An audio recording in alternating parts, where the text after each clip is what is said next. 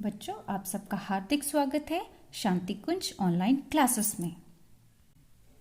आज हम एक नया चैप्टर शुरू करने जा रहे हैं जिसका नाम है विद्युत धारा के रासायनिक प्रभाव, chemical effects of electric current.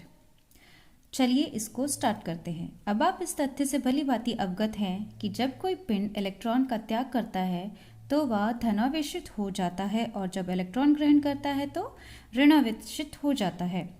तो दो पिंड x और y लीजिए और मान लीजिए कि x पर धन आवेश है और y पर ऋण आवेश है और दोनों के तारों को आपस में जोड़ दीजिए। तो देखते हैं क्या होता है। क्योंकि y के पास एक अतिरिक्त इलेक्ट्रॉन है और x के पास एक इलेक्ट्रॉन की कमी है, तो y से इलेक्ट्रॉन x की ओर प्रवाह करने लगता है और ये तब तक होता है जब तक y जो है अपने इलेक्ट्रॉन का त्याग ना कर दे और x अपने खोए हुए इलेक्ट्रॉन को प्राप्त ना कर ले। और इस तरह से y से x की ओर जाने वाले इलेक्ट्रॉन को हम कह सकते हैं कि इसमें विद्युत धारा यानी कि करंट का फ्लो हो रहा है।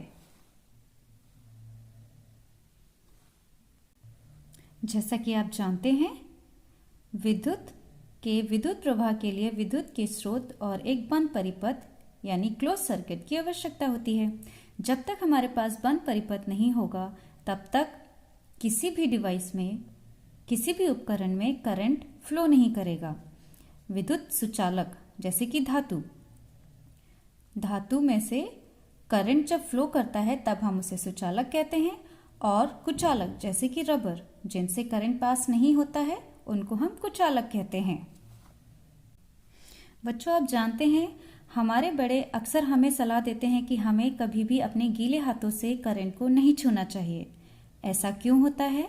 यदि हम नम या भीगे हाथों से बिजली का स्विच ऑन करते हैं तो ऐसा संभव है कि हाथों में लगी पानी की बूंदें स्विच के अंदर चली जाएं और हमारे हाथ और बिजली के तार के बीच संपर्क स्थापित करें। ऐसी स्थिति में हमारे हाथों पर लगे पानी में अल्प मात्रा में लवण भी घुले होते हैं। यह पानी को विद्युत का अच्छा सुचालक बना देता है और ऐसी कंडीशन में हमारे शरीर को एक झटका लगता है। यही कारण है कि हमें भीगे हाथों से बिजली का स्विच नहीं छूना चाहिए।